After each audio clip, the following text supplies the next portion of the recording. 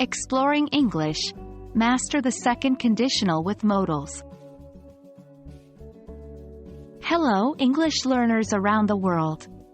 We're diving deep into English grammar today, exploring a very useful concept: the second conditional with modals. This might sound complex, but don't worry, we're going to break it down step by step. This tool will help you express hypothetical situations and their possible outcomes in a more nuanced way. So, let's get started. To understand the second conditional with modals, we first need to have a solid understanding of the second conditional itself. The second conditional is used to talk about unreal or improbable situations. It's often used for hypothetical, dreamy, or speculative situations.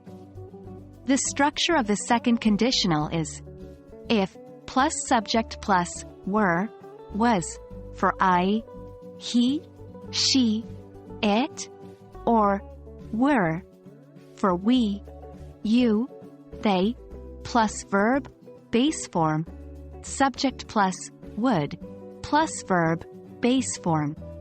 An example could be, if I were rich, I would travel the world. Now, let's add another layer: modals. Modals are verbs that express necessity, possibility, permission, or ability. In the second conditional, we can add modals to express more subtle meanings.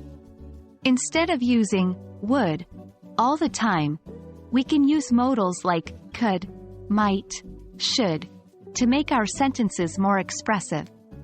The structure becomes if plus subject plus past simple tense, subject plus modal plus verb, base form.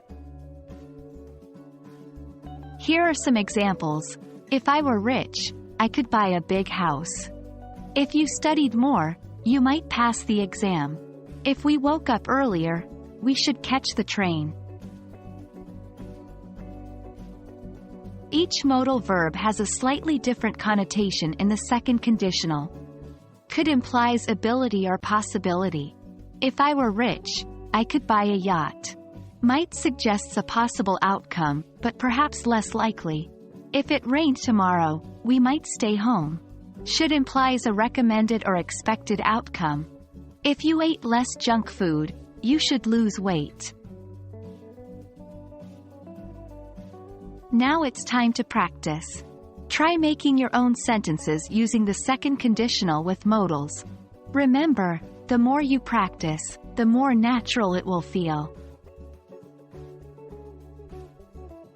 That's it for today's lesson on the second conditional with modals. We've covered the basic second conditional and how to enhance it with modals. With practice, you'll soon be able to use these in your everyday English with ease. Thank you for joining us in this lesson, and remember, keep practicing and never stop learning. Happy studying, everyone!